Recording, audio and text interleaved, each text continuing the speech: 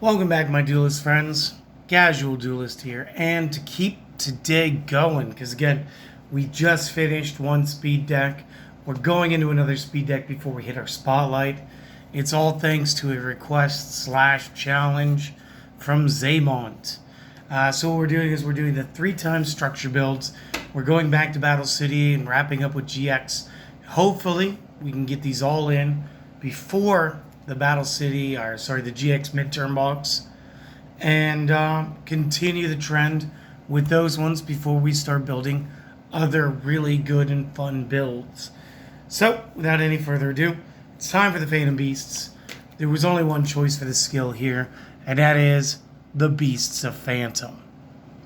So, during the main phase, you may discard one card, fusion summon one Chimera, the mythical flying beast, from the extra deck, using cards from the hand and field as material. During the end phase, if Chimera the flying mythical beast was fusion summoned this turn, you can add one Phantom Beast monster from your graveyard to your hand. Each skill may only be used once per turn. So keep that in mind. I did not while building. So just pretend the extra deck is 3 copies. Again, obviously, if you guys bought a place out of this, you'd be fine. First things we're going to need 3 copies of Baphomet and 3 copies of Gazelle.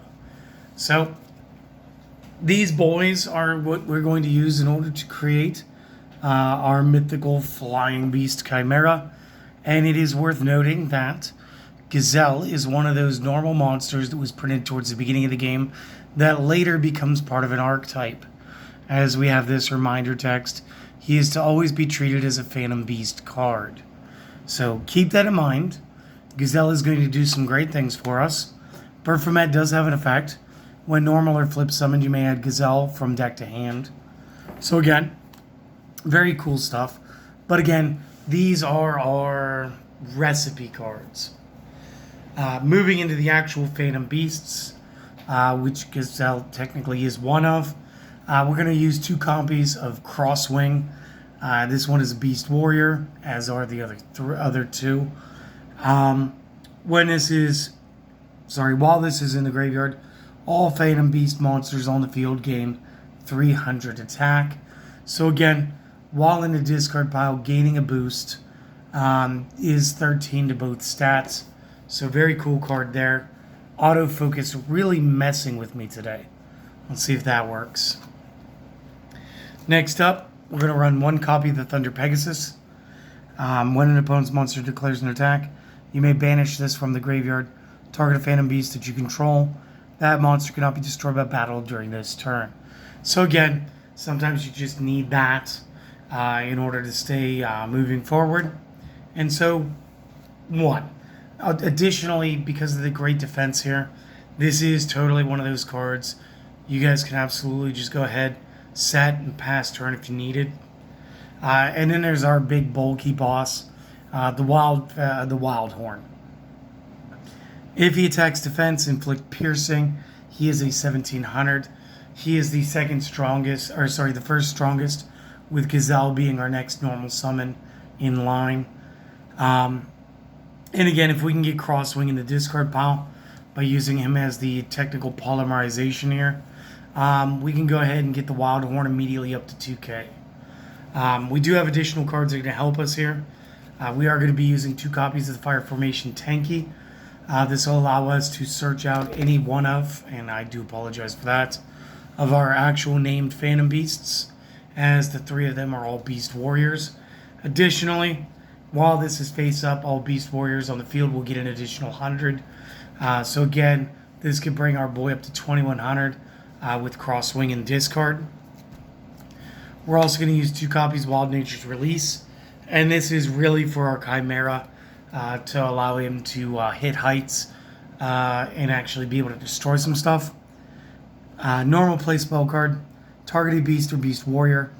It gains attack equal to its current defense until the end phase of the turn. If it does, it is destroyed during the end phase.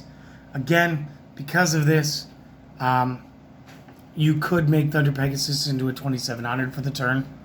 You could additionally turn Crosswing into a 2,600, and then also stack him to the graveyard. So again, you do have some options.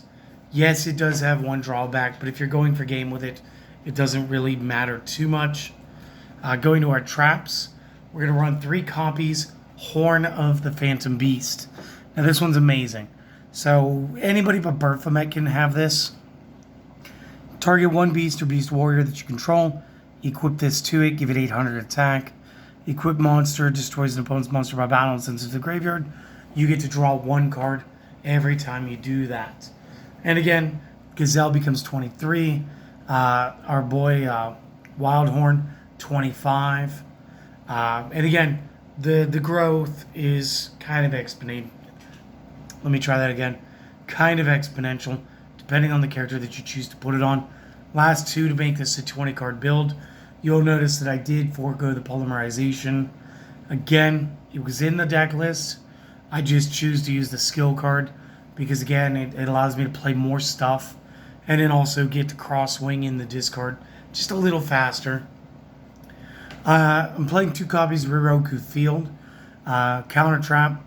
When a spell targets exactly 1 monster card on the field and no other cards are activated, negate the activation, and if you do, destroy it. Again, there are a ton of cards. Book of Moon runs rampant. And just because I'm building this for Zaymont and their playstyle of turning it into a big board game does not mean that this is not actually a good card. If you play this in the GX format, you can stop Book of Moon from hitting your fusion. And you could stop Diffusion from hitting your fusion. You could stop Offerings or Tribute to the Doomed from hitting your monster card. Actually has tons of play. Just so happens that I chose to add this to today's build. And then, of course, when I was building this, I didn't really bother reading the Beasts of the Phantom and refreshing myself that it was once per turn. I read it as a once per duel. Didn't really question it. Didn't think about it. So I only brought 1. Play all 3 copies. Chimera the Flying Mythical Beast. Now, this one also got re-errated to become a Phantom Beast. So again, we will get the Crosswing +3. That'll bring it up to 24. If we use the Wild Nature's Release, you're talking about making this thing 3,900. So again, nearly to the God level. Effect, when this card is destroyed, targeted Baphomet or Gazelle in the graveyard, special summon that target. And again, you might as well summon the Baphomet because it's about the only way that you're going to be able to do it. And you put the thing in defense mode. Again, had you played properly and done the Beasts of the Phantom, you just add the Gazelle back to your hand anyway. So again, very cool. And again, boost this to 3. That is my fault. Should have done my reading. And again, guys, I do hope that you guys enjoyed this. I do hope that this has been helpful so far. And this will be our second deck today. So again, we are going to get into a Speed Duel Spotlight here in just 1 more hour. Guys, if you're thinking about supporting the channel, and again, I would love it if you did. Couple of things that don't cost anything but a few seconds. Quick comment and maybe a thumbs up helps us get seen by more players around the world. Subscribe if you haven't, especially if you've been enjoying the content. There is plenty more to come. I don't see myself stopping this anytime soon. And then, maybe share this with a friend. Again, those are all the things. I do hope that you guys have been having an excellent weekend. I do hope that we can continue that. And I do hope that you guys will check out the next video as well. But for now, my friends, I have to peace out. I got to get busy. Got to make the next one for you. And I'll see you guys in 1 more hour. See you later. Have a great day.